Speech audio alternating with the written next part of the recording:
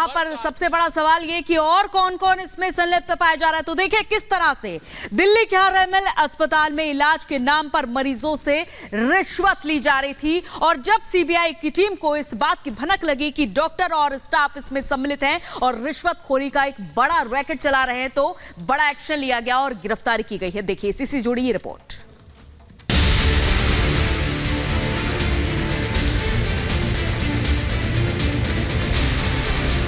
RML में वसूली racket, doctor और दलालों का खेल,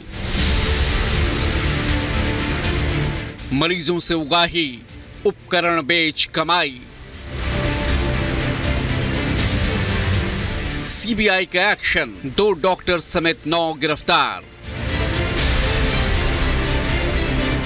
राजधानी में भ्रष्टाचार का अस्पताल।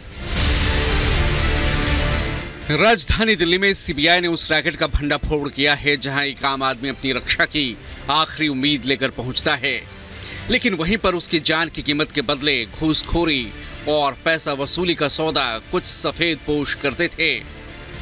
दिल्ली के आरएमएल यानी राम मनोहर लोहिया अस्पताल में एक बड़े रैकेट का भंडाफोड़ सीबीआई ने किया है। इस रैकेट में डॉक्टर, नर्स के साथ दलाल शामिल थे जो अस्पताल आने वाले मरीजों से इलाज के नाम पर लंबे समय से मोटी रकम वसूल रहे थे। सीबीआई को भनक लगी तो वो एक्शन में आई और 2 डॉक्टरों समेत 9 लोगों को गिरफ्तार किया। जानकारी के मुताबिक गिरफ्तार किए गए दोनों डॉक्टरों की पहचान कार्डियोलॉजी विभाग के सहायक प्रोफेसर पर्वत गौड़ा और कार्डियोलॉजी विभाग के प्रोफेसर अजय राय के रूप में की गई है। डॉक्टर पर्वत गौड़ा को करीब 2.5 लाख रुपए की रिश्वत के साथ रंगे हाथों गिरफ्तार किया गया। ये रिश्वत के पैसे उन्हें यूपीआई के जरिए उनके अकाउंट में ट्रांसफर किया गया था। बाकी 7 लोगों में से एक की पहचान लैब इंचार्ज प्रभारी रजनीश कुमार, नर्स शालू शर्मा, अस्पताल क्लर्क भुवल जायसवाल और संजय कुमार गुप्ता के रूप में की गई। दरअसल सीबीआई को ये इनपुट मिला था कि दिल्ली के राम मनोहर लोहिया अस्पताल के जो डॉक्टर हैं, जो कर्मचारी हैं, वो करप्शन में संलिप्त है और साथ ही साथ एक पूरे मॉड्यूल को ऑपरेट कर रहे हैं। जो गरीब लोग इलाज कराने यहाँ पे पहुंचते हैं, उनसे क्लर्क के जरिए जो पैसे हैं वो वसूलने का काम किया जा रहा है, जिसके बाद सीबीआई ने एक इनपुट के आधार पे 9 लोगों को गिरफ्तार किया है। आरएमएल अस्पताल में इलाज के नाम पर पैसा लूटने का खेल लंबे समय से चल रहा था, जिसे वो 5 तरीकों से अंजाम दे रहे थे। पहले रिश्वत के बदले मरीजों को अस्पताल में भर्ती करवाना, कुछ कंपनियों के मेडिकल उपयोग को बढ़ावा देना, लैब में चिकित्सा उपकरणों की आपूर्ति करवाना, मरीजों से स्टेंट और अन्य चिकित्सा आवश्यकताओं की आपूर्ति करवाना और फर्जी मेडिकल सर्टिफिकेट जारी करना था। इन पे 2 आरोप लगे हैं। पहला आरोप गरीब लोग जो इलाज करवाने अस्पताल पहुंचते हैं उनसे पैसे वसूलने का आरोप है और दूसरा मेडिकल इक्विपमेंट्स को सप्लाई करने का और जो प्राइवेट कंपनी है उनसे पैसे लेने का आरोप लगा है। इसके तहत इन 9 लोगों की इस मामले में गिरफ्तारी की गई है। इसके अलावा सीबीआई ने इक्विपमेंट्स के जो डीलर्स हैं उनके लगभग 15 ठिकानों पर छापेमारी की है। सरकारी अस्पताल और इलाज के नाम पर पैसा वसूली के इस पूरे खेल में 9 लोगों की गिरफ्तारी के अलावा सीबीआई ने अपनी एफआईआर में कुल 16 आरोपियों का जिक्र किया है और पूरे मामले की जांच की जा रही है। Bureau report, Republic Bharat.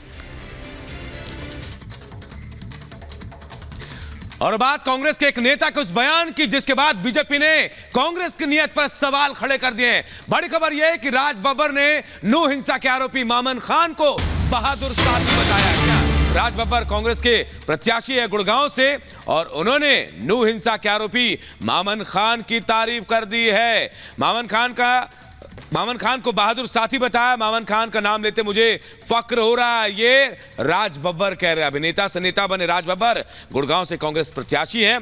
BJP ने इस वीडियो को शेयर करते हुए कांग्रेस की नीयत पर सवाल उठाए हैं। और लोमस हमारे सहयोगी इस खबर पर हमारे साथ जुड़ चुके हैं। लोमस, ये वीडियो भी बीजेपी ने शेयर किया है जिसमें कि राज बब्बर मामन खान की तारीफ करते हुए नजर आ रहे हैं। आखिर उनकी ऐसी क्या मंशा है कि मामन खान की तारीफ कर रहे हैं वो? बिल्कुल अंजलि, साफ तौर पे आप वीडियो देख सकती हैं किस तरीके से जो राज बब्बर है, कांग्रेस के उम्मीदवार है गुरुग्राम से, वो लगातार ही नू हिंसा के जो आरोपी हैं उनकी तारीफ करते हुए नजर आ रहे हैं। तो इससे जाहिर होता है कि जो कांग्रेस पे लगातार सवाल उठ रहे थे, उनके नीति और साथ ही करनी को लेकर के, वो कहीं ना कहीं सही जाहिर होते हैं। और साफ तौर पे राज बब्बर जिस तरीके से नूह हिंसा के जो मुख्य आरोपी है मामन खान, उनकी तारीफ में कसीदे पढ़ रहे थे, तो इससे जाहिर होता है कि जब कांग्रेस अगर जीतती है तो कांग्रेस जीतने के बाद जो नूह हिंसा में गिरफ्तार हुआ था आरोपी, मुख्य आरोपी, उसको कहीं ना कहीं बाहर निकालने की कवायद उनके द्वारा की जाएगी। ये पूरी तरीके से आप देख सकते हैं कि वोट बैंक की राजनीति की जा रही है और उसी को लेकर के जो हरियाणा बीजेपी है उसके द्वारा ये वीडियो जारी किया जाता है कि किस तरीके से जो कांग्रेस के उम्मीदवार है वो वोट बैंक की राजनीति करते हुए इस तरीके से बात करते हैं और जो नूह हिंसा में आरोपी गिरफ्तार हुआ है उसको पूर्ण रूप से सपोर्ट करते हुए दिखते हैं, उनको बहादुर अपना दोस्त बताते हैं, साथी बताते हैं। तो इस तरीके से जो लगता है कि आप राजनीति को चमकाने के लिए, अपनी गद्दी प्राप्त करने के लिए, अपने आप को जीतता दिखाने के लिए आप इस तरीके से बात करते हैं और कुछ लोगों को खुश करने के लिए इस तरीके से बात करते हैं, तो इससे जाहिर होता है कि केवल आपको राजनीति करनी है, केवल आपको गद्दी प्राप्त करना है, केवल आपको चुनाव जीतना है, आम लोगों से आपका कोई भी सरोकार नहीं है। और जो आरोप कांग्रेस पर लगते आ रहे थे वो पूर्ण रूप से सिद्ध होते हुए दिख रहे हैं। साफ तौर पे आप देख सकते हैं जिस तरीके से राज बब्बर ने कसीदे पढ़े हैं मामन खान को लेकर के, वो कहीं ना कहीं सही जाहिर होते हैं। बिल्कुल लोमस, और सबसे बड़ा सवाल भी यही है, सवाल भी सबसे बड़ा यही है कि आखिर क्या सिर्फ वोट बैंक की राजनीति के चलते ऐसा हो रहा है? क्योंकि जिस दिन मामन खान की गिरफ्तारी हुई थी उस दिन आखिर कहां थे ये राज बब्बर? ये सबसे बड़ा सवाल है। और देखिए, हरियाणा के गुरुग्राम से लोकसभा चुनाव के दौरान राज बब्बर ने जो कुछ कहा वो ये सवाल खड़े कर रहा है कि राज बब्बर क्या वोटों का ध्रुवीकरण कर रहे हैं? नूह में जो बयान उन्होंने दिया, जो आरोपी के नाम पर कसीदे पड़े, क्या वो उन्हें चुनाव जिता पाएगा? ये रिपोर्ट आप सबको दिखाते हैं।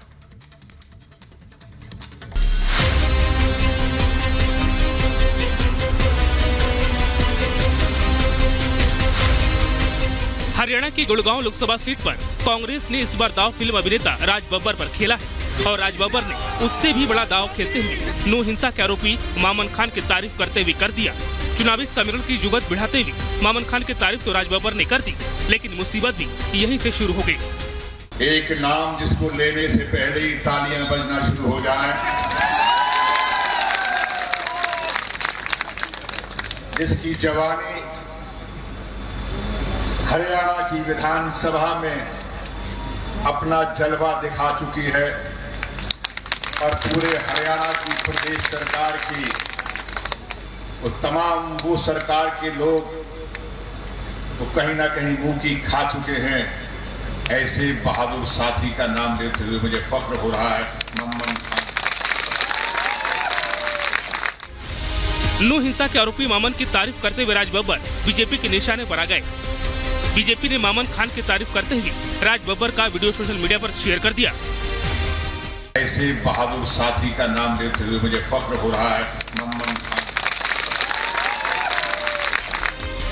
बीजेपी ने वीडियो शेयर करते हुए कहा कि कांग्रेस के इरादे क्या हैं, ये तो साफ है, लेकिन आपको दिखाई नहीं दे रहा है। बीजेपी ने कहा अगर कांग्रेस सत्ता में आती है तो उनकी नीति और नियत अभी से साफ दिखाई दे रही है। ऐसे बहादुर साथी का नाम लेते हुए मुझे फख्र हो रहा है, मामन खान। चुनाव जीतने के लिए लोग हर तरह के हथकंडे अपनाते हैं, वोटों की राजनीति के लिए लोग किसी भी स्तर पर चले जाते हैं। ऐसा ही कुछ कांग्रेस उम्मीदवार कर रहे हैं। हरियाणा के नूह इलाके में एक धार्मिक शोभा यात्रा के दौरान दो समुदाय आमने सामने आ गए और देखते ही देखते इस धार्मिक जुलूस के दौरान भड़की हिंसा की चिंगारी हर तरफ फैल गई। लेकिन कांग्रेस उम्मीदवार वोटों के लिए हिंसा के आरोपी की ही जमकर तारीफ कर रहे हैं। Bureau report, Republic Bharat.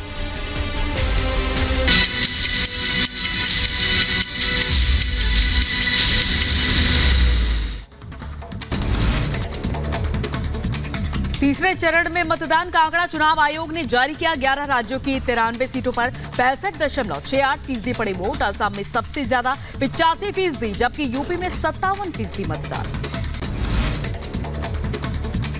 केंद्रीय मंत्री स्मृति ईरानी ने प्रियंका गांधी वाड्रा और राहुल गांधी की को बहस की खुली चुनौती दी। कहा कांग्रेस मुद्दों से भाग रही है। दोनों भाई बहन एक तरफ और बीजेपी का एक प्रवक्ता एक तरफ, दूध का दूध पानी का पानी हो जाएगा।